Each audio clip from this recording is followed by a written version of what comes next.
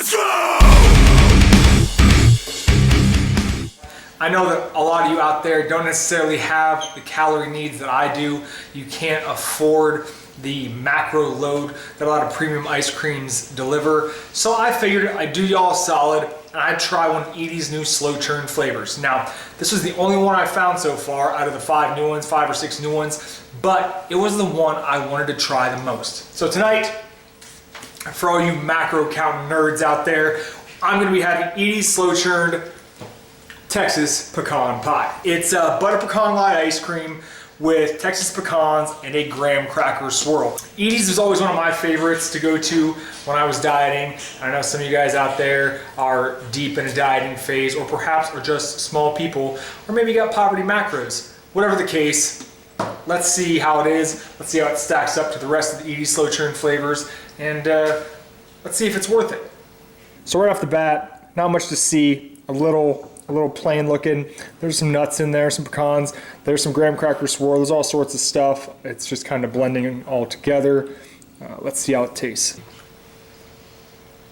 Well, we've had Edie's before. Edie's butter pecan, slow churn. Same base. Pretty good for what it is, for 4.5 grams of fat and 18 carbs per serving. There's the graham cracker swirl. About as dense as you can expect for an ice cream, a light ice cream. Tastes fine though.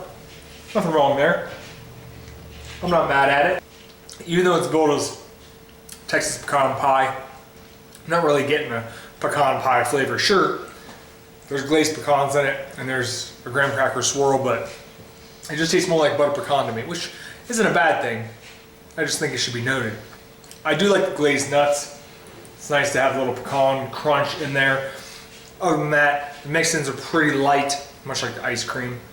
But like I said, it's to be expected. It's not a very calorie-dense ice cream. You gotta know what you're buying here, what you're in for. Hopefully, you guys do. So it's been a while since I've had a slow churn flavor, but this one turned out to be pretty much what I expected.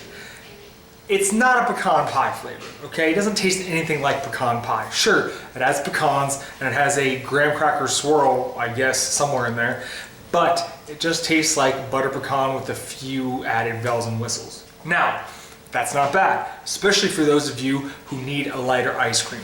At 120 calories a pop, it tastes just fine. However, if you're like me and you're used to eating premium ice creams all the time, it is glaringly obvious that it's a light ice cream. This isn't fooling anybody. Now don't get me wrong, this stuff is not in the same league as Arctic Zero and Halo Top.